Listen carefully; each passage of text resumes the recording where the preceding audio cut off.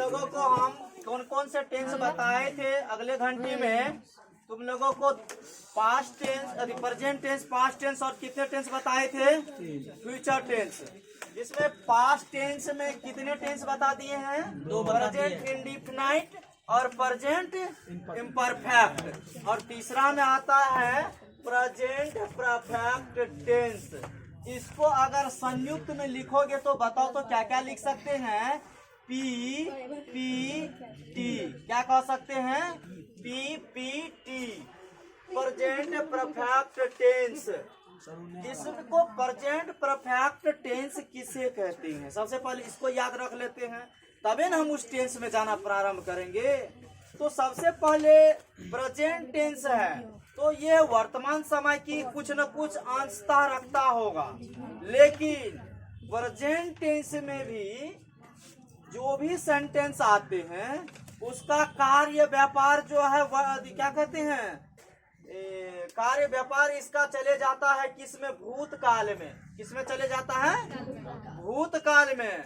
लेकिन ये present tense है, लेकिन उसका स्वाभाविक रूप, उसका अंशतः वर्तमान समय में स्थित रहता है। जैसे तुम लोगों को कहा जाता है वैसे पहचानने के लिए हमें दे दिया है या कोई सेंटेंस दे दिया कि राम खाता है, राम, और वह चोर है। वह चोर का इंग्लिश, वह चोर का ट्रांसलेट क्या होगा? ही, या वह चोर था, ही वाज थीफ। क्या हो जाएगा? He was thief. हमको दे दिया गया है, लिखो present tense, present perfect tense का अनुवाद को बनाओ। उसमें दे दिया वह चोर था, तो उसको हम इसी रूल पर ले आएंगे, ऐसा गलत है। इसका मतलब है तू प्रेजेंट इम्परफेक्ट टेंस को पहचानता नहीं है। अभी हमको दे दिया गया कि एडवांस के जितने भी स्टूडेंट हैं उसको राघोपुर में से क्या कहते हैं भाषण देना है। तो इसका मतलब सिमराही का वो लड़का भाषण दे रहा है एडवांस के नाम पर। क्या इसका क्या मतलब? उन लड़का को समझ में नहीं आया कि केवल एडवांस के स्टूडेंट को बोला गया है भाषण देने के लिए। इसमें से जितने आदमी है पहचान में आएगा तभी ना वो भाषण देना प्रारंभ करेगा। उसी प्रकार से हम प्रेजेंट परफेक्ट टेंस में अगर हमको कहता है कोई अनुवाद बनाने के लिए, कोई स्ट्रक्चर लिखने के लिए, तो पहले प्रेजेंट परफेक्ट टेंस को पहचानना होगा, तबे ना उसको लेकर के हम आगे बढ़ेंगे। तो इसमें प्रेजेंट परफेक्ट टेंस को पहचानने के लिए सबसे सिंपल सा है कि जिस हिंदी वाक्य के अंत में, सेंटेंस मीन्स वाक्य, जिस हिंदी वाक्य के अंत में चुका हूँ, चुकी हैं, चुके हैं, चुके हो, चुका है, चुकी है, यहाँ हम ऑब्लिक जो दिए हैं है हूँ वाले हैं, यहाँ है हूँ हो वाले है ना जी। तो जिसके अंत में याद रखना चुका है, चुकी है, चुके हैं, चुका है, है ना, या है हो है, कभी कभी ऐसे भी रहेगा है हूँ है हो, ये सब लगा रहे तो हम समझ जाएंगे ये सेंटेंस पीपीटी का होगा। ये सेंटेंस किसका होगा? जैसे हम मैं खा चुका हूँ, तो चुका हूँ लगा हुआ है, तो हम याद करेंगे चुका हूँ कौन टेंस का है? प्रेजेंट सिंपल टेंस का है। तब किसका है? प्रेजेंट परफेक्ट टेंस का। इसका मतलब ये सही है, इसके रूल के हिसाब से चलेगा। अब इसका स्ट्रक्चर हम देखते हैं, subject plus have has plus V3 plus object. Object का मतलब होता है अदर वर्ड। V3 का मतलब हुआ वर्ब का कैसा रूप लगेगा? तीसरा रूप। वर्ब का तीसरा रूप का मतलब हुआ जैसे मान लो go, went, GONE gone, GOING going, GOES। इसको कहते हैं V1, इसको कहते हैं V2, इसको कहते हैं V3, इसको कहते हैं V4, इसको कहते हैं V5। कहते हैं ना। तो ये तुम लोगों को याद भी करना होगा। गो, वेंट, गॉन, गोइंग, गॉज होता है ना। तो ये V1 कहेगा जाना का तो गो, V2 कहेगा तो वेंट, और V3 कहेगा तो गॉन। उसी प्रकार से सब्जेक्ट और हैव हैज तो जानबे करते हो कि किसके साथ हैव लगता है और किसके साथ हैज लगता है। थर्ड पर्सन सिंगुलर नंबर के साथ हैज लगता है, बाकी जितने भी वर्ड होते हैं उसके साथ क्या लगता है, हैव लगता है। अब इस टेंस में हमेशा हैव हैज के साथ वर्ब का तीसरा रूप ही लगेगा। पीपीटी में V2 लगता है कि V3 लगता है, V3 ही लगेगा। इस टेंस का प्रयोग ऐसे कार्य व्यापार के लिए होता है जो कार्य भूतकाल में समाप्त हो गया हो, लेकिन उनका प्रभाव वर्तमान में अभी भी क्या हो, जारी रहा हो। जैसे हम यही लिखे हो, मैं खा चुका हूँ, चुका हूँ भूतकाल चले गए, खा चुका हूँ खेल समाप्त हो गया हूँ। अब मैं कहाँ हूँ, मैं तो अभी वर्तमान में हूँ ना, इसीलिए यह समाप्त हो जाएगा लेकिन उसका कुछ प्रभाव वर्तमान में दिखेगा। हम लोग खा चुके हैं, तुम खा चुके हो, चुके हैं, चुका हो, बताओ पीपीटी में है कि नहीं है, होगा ना पीपीटी में। अब मैं खा चुका हूँ, इसका ट्रांसलेशन बनाओ। तो स्ट्रक्चर कहता है सिंपल का एस होगा, सब्जेक्ट होगा, सब्जेक्ट इसमें क्या है, आई के साथ हैव लगेगा कि हैज लगेगा। तो आई के साथ क्या लगेगा, आई के साथ क्या लगेगा, हैव लगेगा। तो हम यहाँ क्या लिखेंगे, आई हैव, इसके बाद खाना है, खाना का तीसरा रूप देगा, खाना का होगा ईट, एट, ईटेन, ईटिंग।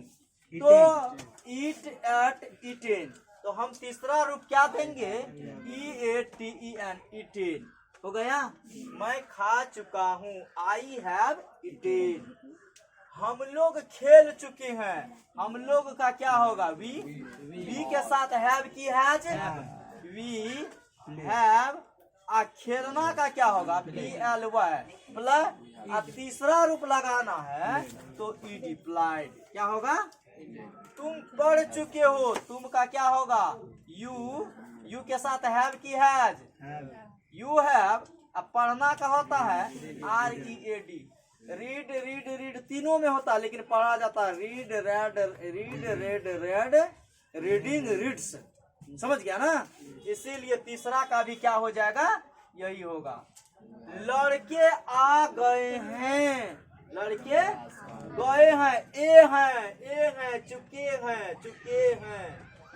हैं, कहाँ है रे, यहाँ पे ऊपर में सबसे लास्ट, ये सबसे लास्ट चुके हैं, आया ना। तो इसका मतलब पीपीटी में है। तो लड़के, द बॉयज बहुवचन है ना, बहुवचन के साथ क्या लगेगा, बहुवचन के साथ क्या होगा, हैव। इसके बाद आ गए हैं तो COME क्या होगा, कम मतलब आना। तीसरा रूप भी क्या होगा इसका, सूर्य अस्त हो गया, द सन, और सन के साथ इसका प्रयोग होगा, नाम है, हैज लगेगा। इसके बाद अस्त होना, थर्ड रूप क्या हो जाता है इसका, सेट कहलाता है। क्या कहलाता है। अब ये हमने देखा किस टेंस का वाक्य है, यह सिंपल प्रेजेंट परफेक्ट टेंस का। किसका कहलाया ये, सिंपल नहीं, प्रेजेंट परफेक्ट टेंस में भी सेंटेंस कितने प्रकार के, सिंपल, निगेटिव, इंट्रोगेटिव निगेटिव और WHY वाले सब टेंस में है ना, यही 5 ठो।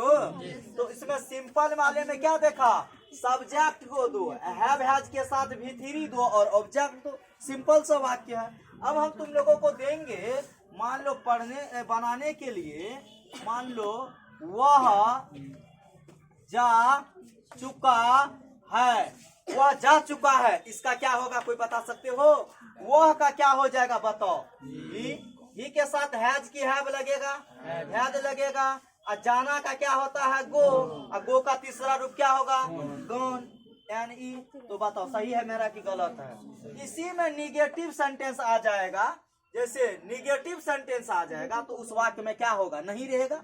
उसका स्ट्रक्चर एस प्लस हैज और नॉट प्लस भी थ्री ऑब्जेक्ट, इसमें क्या लग जाएगा? नॉट लग इसी में वह जा चुका नहीं है तो ही हैज नॉट गॉन लगेगा ना। यहाँ भी देखो, मैंने श्याम को नहीं देखा, तो मैंने का अंग्रेजी क्या होगा? आई। आई के साथ किसका प्रयोग होगा? हैव का। और नहीं देखा, नॉट सी, नहीं देखा, नॉट सी, सीन तीसरा रूप। और किसको नहीं देखा? श्याम को, तो क्या हो जाएगा? श्याम। अब तुम लोग कहोगे कि ऑफ श्याम क्या होगा? का है ना, ऑफ श्याम, तो इसकी चर्चा हम आगे करेंगे। सूर्य अस्त नहीं हुआ, the sun, sun is equal to नाम, naming, naming is equal to noun, noun के साथ हैज। इसके बाद नहीं तो नॉट, अस्त का set, the sun has not set. इसी के बाद इंट्रोगेटिव आ जाएगा ना। पीपीटी टेंस बताएं, कौन कौन सा टेंस बताएं? प्रेजेंट परफेक्ट टेंस, जिसका पहला स्ट्रक्चर बताए सिंपल का, दूसरा बताए निगेटिव सेंटेंस का, और तीसरा आ गया कौन सी? Interrogative sentence. इंट्रोगेटिव सेंटेंस के शुरू में क्या लगा रहता है? क्या शुरू में क्या लगा रहता है? इंट्रोगेटिव सेंटेंस के रे शुरू में लगा रहता है क्या। तो शुरू में क्या लगल रहे उसको इंट्रोगेटिव सेंटेंस कहते हैं। यहाँ देखो, इसका स्ट्रक्चर क्या है? Have has plus subject plus भी थ्री प्लस ऑब्जेक्ट। ये ओ रहे या न रहे उससे कोई मायना नहीं रखता। भी थ्री के बाद अदर जितने भी वर्ड होता है तुम उसको लिख सकता है, लेकिन स्ट्रक्चर में have has plus subject plus भी थ्री हुआ। हैव हैज शुरू में हुआ कि अंतिम में है कि बीच में है? शुरू में है, क्योंकि क्या जब शुरू में रहेगा तो हैव हैज शुरू से चलेगा। फिर इसी में देखो, हैव हैज सब्जेक्ट अगर नहीं लगा रहे उसमें भी तो नॉट भी थ्री ऑब्जेक्ट। जैसे क्या बच्चे सो चुके हैं तो यह स्ट्रक्चर, क्या बच्चे नहीं सो चुके हैं तो नोट वाला। फिर इसी को हम लिखते हैं हैव हैज में नोट लगा दो, हैवन और हैजंट और सब्जेक्ट और नोट हट कर भी थ्री ऑब्जेक्ट हो गया। मतलब जगह कम करने के लिए हैव और हैज को जो अलग अलग लिखते हो नोट दे करके, उसको एक ही में लिखने के लिए हैवेंट और हैजंट का प्रयोग कर सकते हैं। तो क्या बच्चे सो चुके हैं, कौन इसके अनुसार चलेगा। तो क्या है तो शुरू में तो बच्चे, बच्चे का इंग्लिश क्या होता है? क्या का जगह छोड़ देंगे, क्या का जगह क्या किए? छोड़ देंगे, मान लो। इसके बाद क्या का जगह छोड़ दिए तो बच्चे का इंग्लिश क्या हुआ? चिल्ड्रेन। और चिल्ड्रेन के साथ लगेगा क्या? नाम है, हैज लगेगा कि हैव लगेगा? चिल्ड्रेन है, नाम है, इसके साथ क्या लगेगा? हैव लगेगा, क्योंकि बहुवचन है, बच्चे न हो गया, लड़के न हो गया। अगर सिर्फ बच्चा रहता तब क्या लगाते? हैज लगाते। Have the children. और सोना का इंग्लिश होता है स्लिप, तो तीसरा क्या होगा? स्लिप्ट। क्या होगा? स्लिप्ट। क्या राम ने अपना काम किया है तो क्या है? तो राम का पहले लिखो, क्या का जगह छोड़ दो, क्या है? राम। राम के साथ हैव की हैज, राम हैज। और इसके बाद क्या है? किया, करना ना, तो करना का इंग्लिश डू, करना का इंग्लिश डू। डू का तीसरा रूप डन। इसके बाद इसके जगह तीसरा रूप डन। इसके बाद कौन काम? अपना काम, हिज वर्क, अपना काम हिज वर्क। क्या वह अपना काम नहीं कर चुकी है तो क्या को तो छोड़ो, वह का अंग्रेजी तो वह का क्या होगा? चुकी है तो सी, चुका रहता तो ही। इसके बाद सी के साथ क्या लगेगा? हैज। नहीं है तो नॉट डन, नहीं करना, नॉट डन। और यहाँ लड़का है तो हिज वर्क, लड़की है तो हर वर्क लगेगा ना। फिर WHY वाले सेंटेंस को देखो। WHY वाले सेंटेंस से तुम लोग पहले भी परिचित हो ना। पहले WHY वाले, जिस हिंदी वाक्य के अंत में क्या हो? कब, बीच में, क्या अंत में? बीच में। शुरू और अंतिम को छोड़ करके क्या, कब, क्यों, कैसे, इसको WHY वाले कहते हैं। तो WHY वाले का स्ट्रक्चर हो गया, क्या होगा? व्हाट, व्हाई, हो, हाउ, वेयर, व्हेन आदि। Have, has subject plus V3 object. अगर इसी में नहीं लग जाए तो यही के साथ सब्जेक्ट के बाद क्या जुड़ जाएगा? Not V3 object. जैसे वे लोग क्यों गए, तो वे लोग क्यों गए तो पहले किसका अंग्रेजी खोजेंगे हम? WHY वाले सेंटेंस कहाँ है? तो WHY वाले सेंटेंस कहाँ है? बीच में है। बीच में। तो पहले इसको लिखो, WHY वाले का शुरू क्या होगा? क्यों का हुआ है, वाई के साथ। इसके बाद क्या होगा? वे लोग है, तो वे लोग के साथ लगेगा क्या? हैव की है, तो हैव। वे लोग का दे देंगे दे, जाना का इंग्लिश गॉन। फिर है वे लोग क्यों नहीं गए, नहीं वाले जब लग जाएगा तो वे क्यों का पहले क्यों का हुआ। इसके बाद इसके साथ वे लोग सब्जेक्ट है, सब्जेक्ट के साथ जो लगेगा उसको पहले, तो सब्जेक्ट दे है तो हैव लगेगा दे, और नहीं गए तो नॉट गो। हो गया ना? तो इस तरह से तुम लोग अपना इस पूरे स्ट्रक्चर को बना करके